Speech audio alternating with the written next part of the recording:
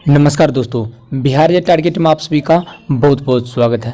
दोस्तों, आज हम लोग बिहार के प्रमुख नदी घाटी परियोजना के बारे में बहुत ही विस्तार से समझेंगे। कल तक हमने जो है रेल यानी परिवहन शुभारंभ के बारे में पढ़े थे, ठीक ना। लेकिन आज जो है बिहार का जो है प्रमुख नदी घाटी परियोजना के बारे में, बिहार की प्रमुख नदी घाटी परियोजना के बारे में हम लोग पूरे विस्तार से समझेंगे। आज हम लोग सोन नदी घाटी परियोजना के बारे में समझेंगे, ठीक ना। ये सोन नदी घाटी परियोजना के बारे में सबसे पहले जानेंगे कि इसका ये निकलता कहाँ से है, सोन नदी, ठीक ना दोस्तों। और इसका जो है समाहित स्थल कहाँ पे है, अर्थात ये कहाँ किस नदी में जाके मिल जाती है, ठीक ना दोस्तों। सबसे पहले हम लोग समझेंगे कि निकलता कहाँ है और किस नदी में जाके ये गिर जाती है, ठीक ना। उस स्थान का नाम समझेंगे, किस राज से निकलती है, ठीक ना दोस्तों। उसके बाद जो है इस नदी का उपनाम भी जानेंगे, जो हमारे परीक्षा की दृष्टि से इम्पोर्टेंट है, ठीक ना दोस्तों। और इसकी सहायक नदी भी जानेंगे। इतना चीज़ अगर जान लिए तो शायद हमारे परीक्षा में बहुत अच्छा जो है हमको अंक प्राप्त हो जाएगा सोन नदी घाटी परियोजना से रिलेटेड, ठीक ना दोस्तों। सबसे पहले एक नक्शा के तौर पे आप सभी को बता दूं कि सोन नदी घाटी ये कहाँ से निकलती है और ये कहाँ गिरती है, ठीक ना दोस्तों।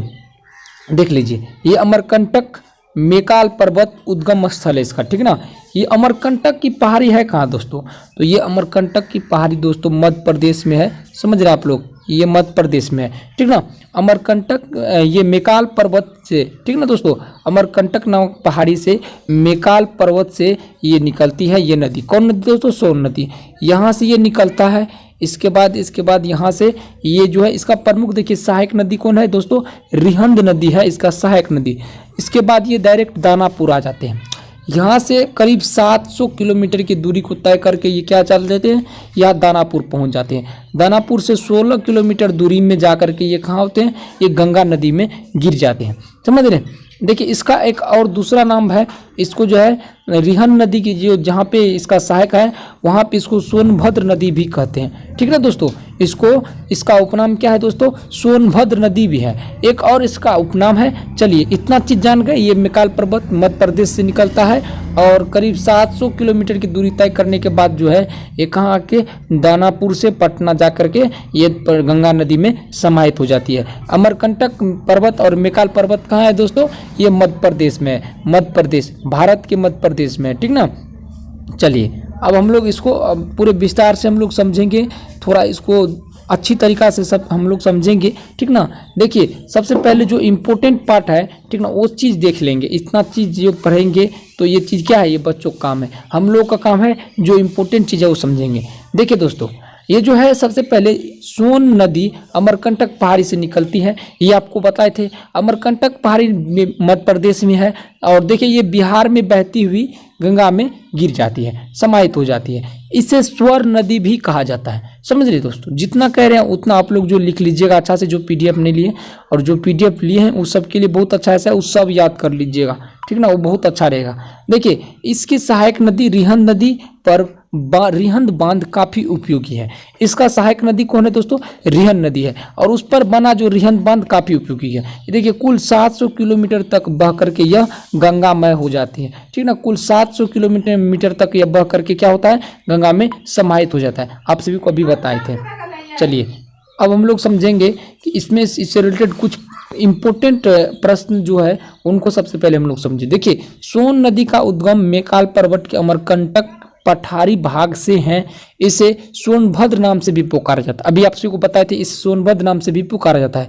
सोन नदी का एक अन्य नाम जो है हिरनवाह नदी भी है, ठीक है ना, हिरनवाह नदी भी है। चलिए, अब हम लोग कुछ इम्पोर्टेंट चीज़ को सबसे पहले हम लोग समझेंगे। यह गंगा की प्रमुख सहायक नदी है। अब देखिए, ये गंगा की भी प्रमुख सहायक नदी है। सोन नदी क्या है, अगर गंगा में आकर के ये गिर जाती है गंगा में तो क्या है, ये गंगा की भी प्रमुख क्या है, सहायक नदी बन गई सोन नदी। इतना बड़ा नदी घाटी जाके अगर गंगा में समाहित हो जाती तो गंगा की क्या स्थिति रहेगा, इसलिए गंगा इतना विशाल है, ठीक ना।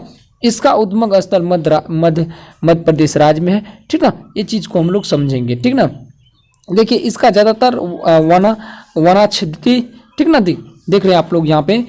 ये देखिए, सबसे पहले देखिए, इसका ज़्यादातर हिस्सा वनाच्छादित है, ठीक ना, वनाच्छादित है। समझ रहे आप लोग। और जनसंख्या कम है।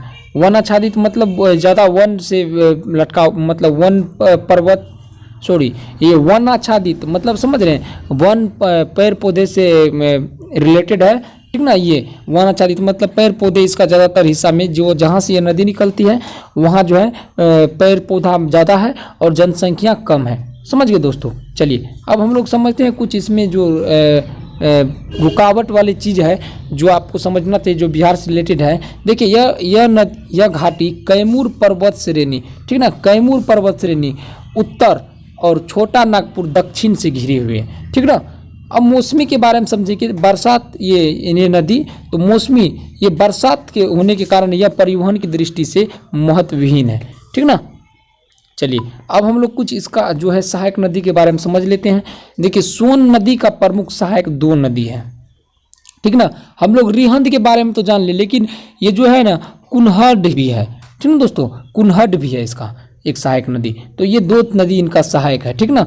और यह देखिए यह मानपुर तक उत्तर की ओर के बाद पूर्वोत्तर दिशा में मुड़ जाती है, ठीक ना। यह नदी मिर्जापुर जिले के दक्षिण भाग से प्रवाहित होती है और पटना से पहले दानापुर से 16 किलोमीटर दूरी ऊपर गंगा नदी में मिल जाती है। सबसे पहले देखिए पढ़ के अगर किसी को पढ़ाते हैं तो वो चीज़ मतलब पढ़ते समय और तब दोनों समय एक चीज़ समझाना बहुत गलत है, इसमें आप नहीं समझ पाइएगा। हम आपसे को पहले बताए थे कि पटना जो है ये सोन नदी जो है ये जो है सबसे पहले तो देखिए 700 किलोमीटर की दूरी तय करके आती हैं और देखिए 16 किलोमीटर पार करके दानापुर से सबसे पहले ये दानापुर पहुंचते हैं।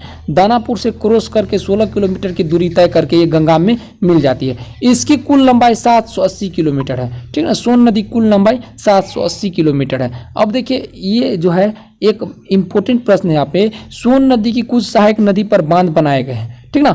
ये और उत्तर देखिए उत्तर प्रदेश में डेहरी ऑन सोन नहर प्रणाली के प्रारंभिक स्थल है, ठीक ना। ये उत्तर प्रदेश में भी इसका एक नहर है जिसका नाम है डेहरी ऑन सोन नहर प्रणाली, ठीक ना। ये प्रारंभिक स्थल है, समझ गए। चलिए अब हम लोग समझते हैं। देखिए अमरकंटक के पहाड़ी क्षेत्र, देखिए अमरकंटक की पहाड़ी आप सभी को हम बता दिए थे, समझ रहे हैं। अमरकंटक की पहाड़ी ये देखिए समुद्र तल से 1065 मीटर ऊंचे इस स्थान पर ही मध्य भारत का विंध्य और सतपुरा की पहाड़ियाँ का मेल होता है। चारों ओर से टीक और महुआ के पेड़ों से घिरे अमरकंटक से ही नर्मदा और सोन नदी की उत्पत्ति होती है। देखिए अमरकंटक से 2 नदी की उत्पत्ति होती है, समझ रहे हैं, आपको देख के बताए हैं यहाँ पे। तो यहाँ पे देखिए 2 नदी है, नर्मदा और सोन नदी, दोनों नदी का उत्पत्ति कहाँ होती है? अमरकंटक से ही होती है, समझ रहे हैं। तो ये सब हम लोग समझेंगे अलग से, ठीक ना। फिलहाल हम लोग यहाँ तक हम लोग समझ लिए हैं आज आप सभी का सोन नदी घाटी परियोजना समाप्त हो गया। अब देखिए इसमें कुछ और नहीं बचा है, आप लोग जो है आसानी से ये दो नदी घाटी परियोजना है, ये गंडक है, ठीक ना, गंडक है और गंडक नदी है सिर्फ इसमें समझाने के लिए, ठीक ना दोस्तों। उसके बाद दोस्तों है और उसके बाद अब है नहीं, अभी कोसी नदी घाटी ये बिहार का है, ठीक ना। तो ये 2 अब बच गया है। तो 2 आज का जो क्लास जो आप सभी का नहीं हो पाया था उसका कुछ आज कारण वगैरह था, ठीक ना दोस्तों। तो चलिए हम लोग समझ लेते हैं। ये 2 है, ठीक ना।